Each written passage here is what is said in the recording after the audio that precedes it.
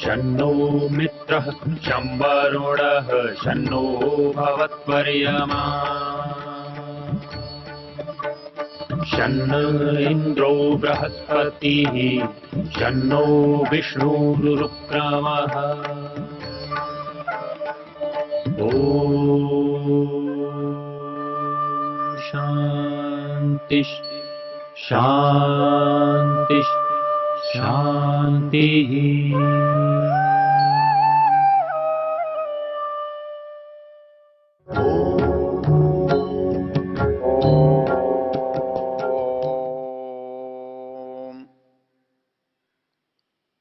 हम परमेश्वर से वेद के ज्ञान की प्राप्ति की चर्चा कर रहे हैं। उस परमेश्वर से ऋग्वेद, यजुर्वेद, सामवेद, अथर्ववेद का ज्ञान हुआ। कभी कभी एक प्रश्न उठता है, चलिए मान लेते हैं कि हमारे लिए ज्ञान की आवश्यकता है और हमें ज्ञान मिलना चाहिए और देने वाला परमेश्वर है, ये भी ठीक है। तो ऐसा क्यों नहीं कि हम जब उत्पन्न हों तभी हमें परमेश्वर ज्ञान दे दे। वो उसने पहलों को दिया, फिर उन्होंने हमको दिया, फिर उन्होंने हमको दिया, फिर उन्होंने हमको दिया। मान लीजिए कभी दें कोई न दें, ऐसी परिस्थिति आ जाए तो क्या ये अच्छा नहीं होगा कि ईश्वर हमको सीधे सीधे ज्ञान दे दे, प्रत्येक को दे दे, हर पीढ़ी को दे दे? ऐसा होने में क्या कठिनाई है? परमेश्वर आज भी है, परमेश्वर पहले भी था, परमेश्वर आगे भी रहेगा। मनुष्य पहले भी उत्पन्न होता था, आज भी उत्पन्न होता है, आगे भी उत्पन्न होगा। तो ये ज्ञान की प्रक्रिया एक ही बार क्यों? जैसे उत्पन्न होने की प्रक्रिया सतत होती है, तो वैसे ही ज्ञान की प्रक्रिया भी सतत हो। जब जब मनुष्य उत्पन्न हो तब तब उसे ईश्वर जब उचित समझे तब ज्ञान दे।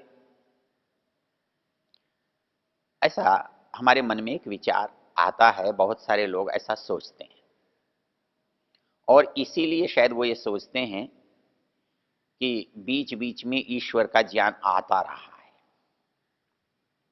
और इसके लिए बीच बीच के समय में ईश्वरीय ग्रंथ बनते रहे और इसलिए आज अनेक मत संप्रदायों के जो धर्म ग्रंथ कहलाते हैं वो भी अपने आप को ईश्वरीय ज्ञान ही कहते हैं।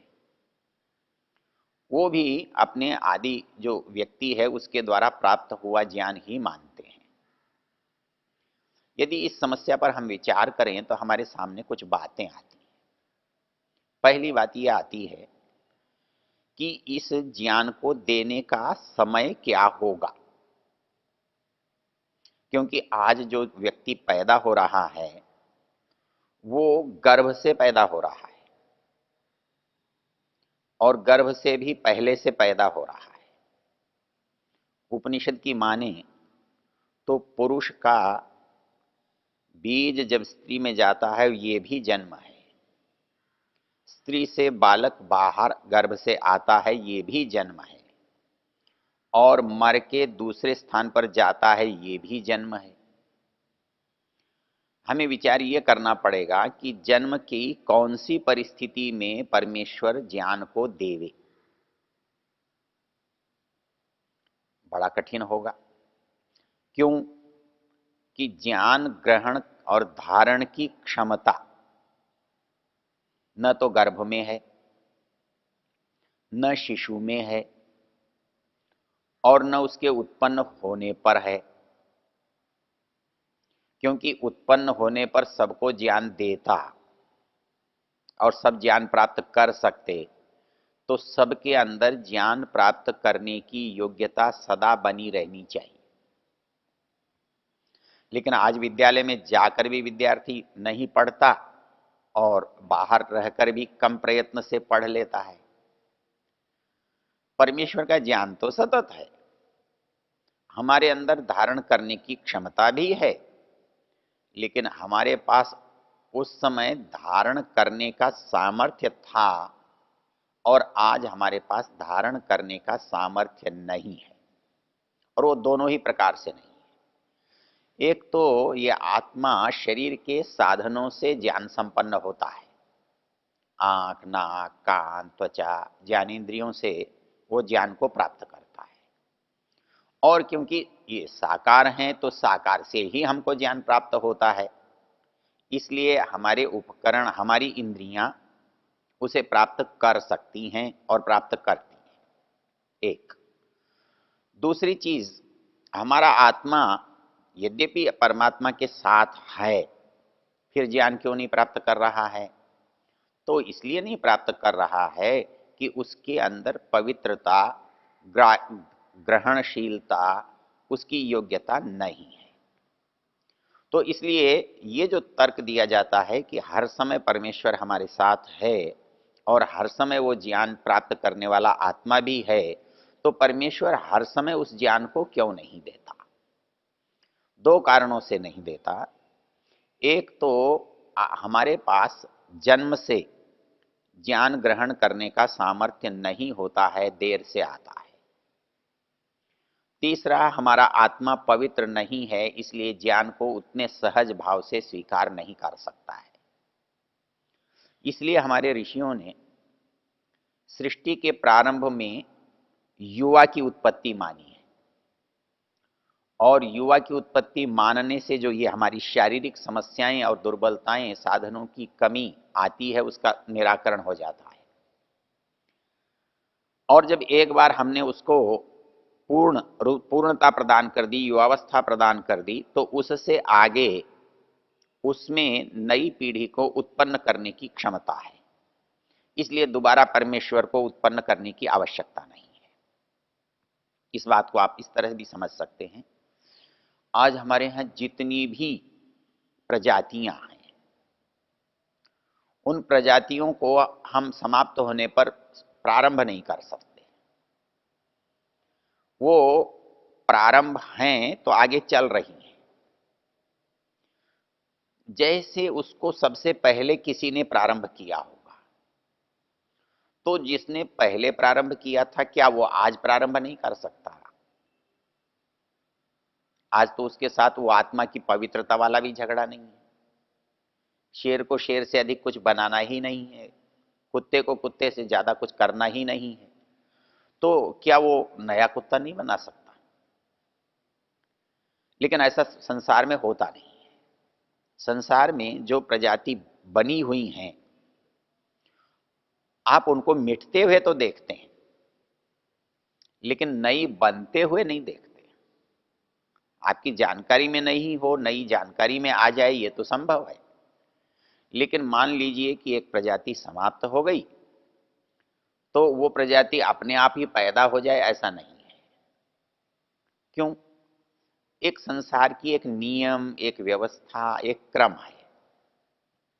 वो संसार को चलने के लिए पहले से निर्धारित है, प्रकृति द्वारा बनाया गया है, ईश्वर द्वारा व्यवस्थित है। इसलिए उस व्यवस्था में बाकी किसी की आवश्यकता नहीं होती। तो वैसे ही ज्ञान जो है वो प्रारंभ में दिया गया, और वो प्रवाह से एक से दूसरे को, दूसरे से तीसरे के पास आ रहा है।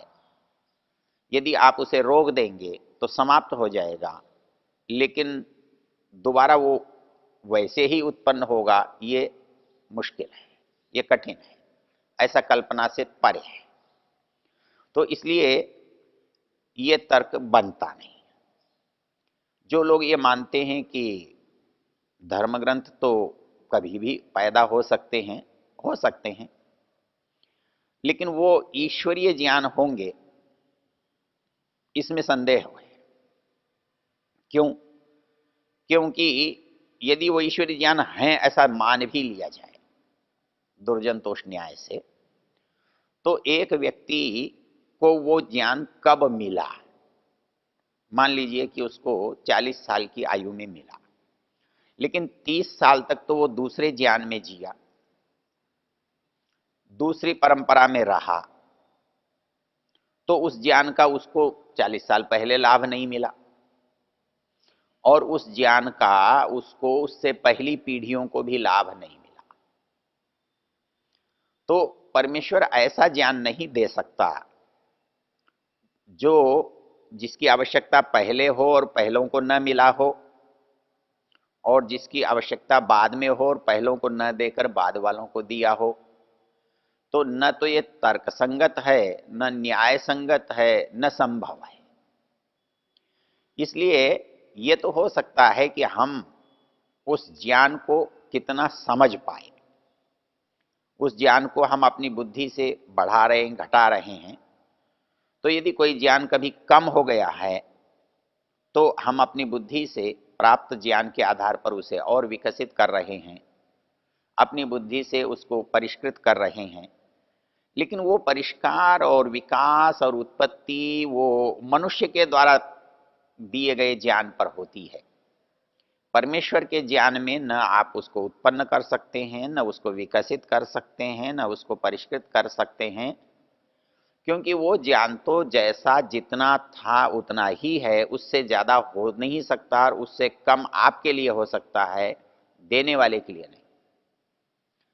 तो इसलिए मध्य में जितने भी धर्म ग्रंथों को आप ईश्वरीय ज्ञान कहना चाहते हैं, वो उसमें ईश्वरीय ज्ञान की यदि कसौटी आप घटती है तो वो वेद से भिन्न नहीं होगा,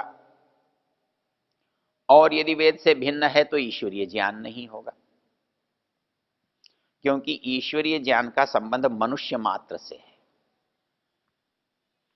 क्योंकि ईश्वर का संबंध मनुष्य मात्र से है, तो जिस व्यक्ति का संबंध मनुष्य मात्र से नहीं है उसका ज्ञान मनुष्य मात्र के लिए नहीं हो सकता, क्योंकि वो न दूसरे को जानता है न मानता है।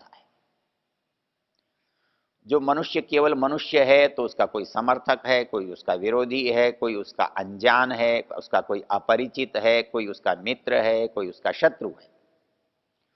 तो उसके ज्ञान की अपेक्षा और उसके व्यवहार वो शत्रु के साथ, मित्र के साथ, परिचित के साथ, अपरिचित के साथ, अपने के साथ, पराये के साथ वैसा ही होगा। इसलिए जितने ये गुरुओं के, आचार्यों के द्वारा दिए गए ज्ञान हैं, वो कहीं देश की दृष्टि से, कहीं समुदाय की दृष्टि से, कहीं काल की दृष्टि से उतने ही लोगों के लिए काम आते हैं, उतने ही लोगों के लिए बताए गए हैं, उन्हीं लोगों के लाभ की बात करते हैं। लेकिन ईश्वर क्योंकि सार्वजनीन, सार्वकालीन, सार्वत्रिक है, तो उसका ज्ञान भी मनुष्य मात्र और प्राणी मात्र के लिए हितकर है।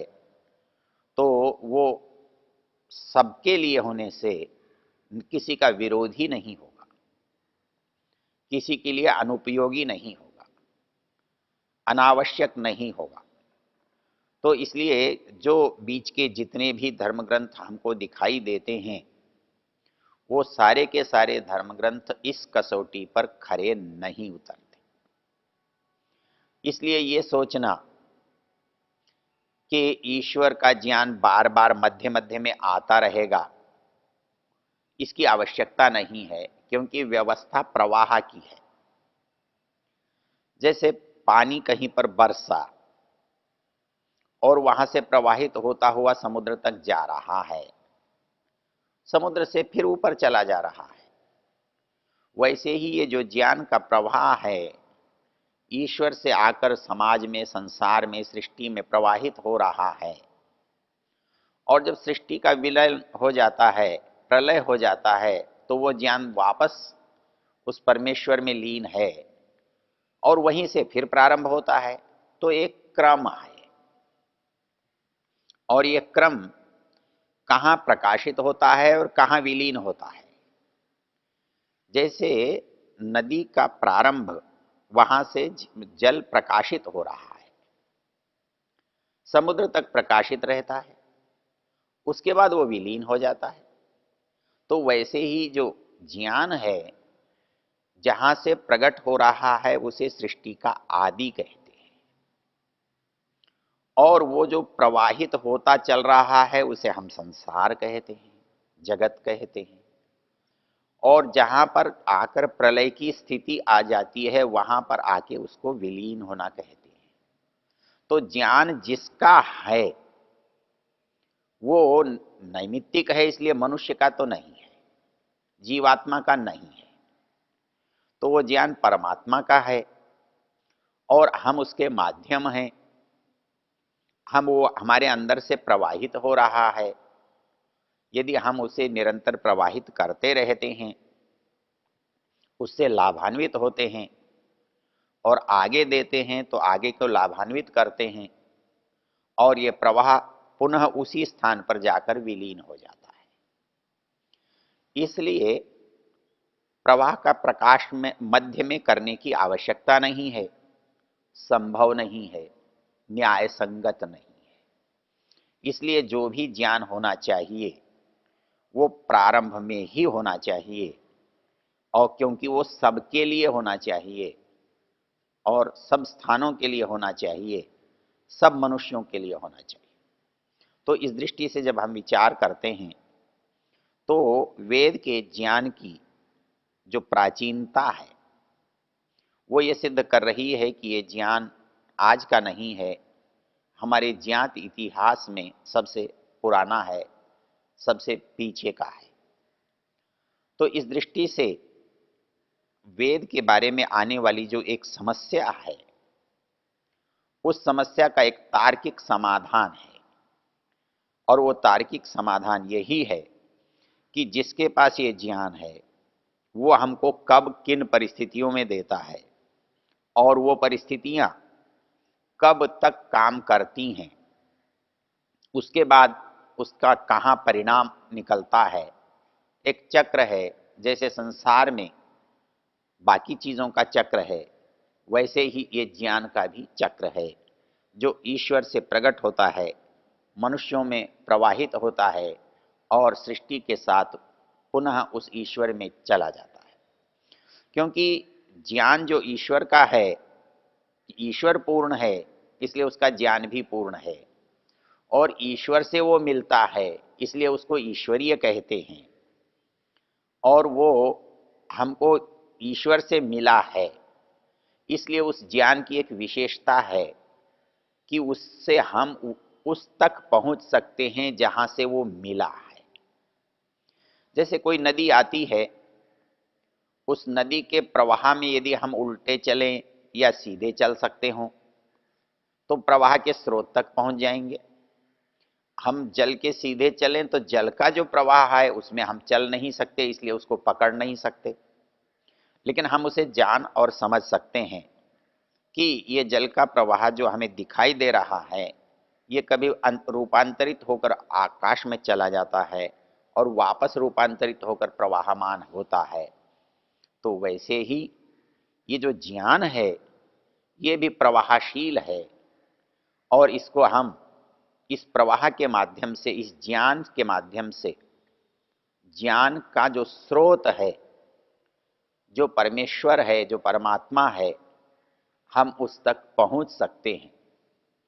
और ये कसौटी है, जिस ज्ञान से हम उस तक पहुंच सकते हैं वह ज्ञान ही वास्तव में उसका है या उसके द्वारा दिया गया है, और जो ज्ञान हमें उस तक नहीं पहुंचा सकता है वो ज्ञान उससे संबद्ध नहीं है, उसका नहीं है।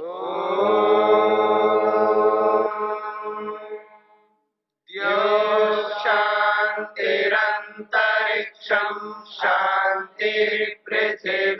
शान्तिरापः शान्तिरोषधयः शान्तिः वनस्पतयः शान्तिर्विश्वे देवा शान्तिर्ब्रह्म शान्ति सर्वं शान्ति शान्तिरेव शान्ति क्षमा शान्तिरेधि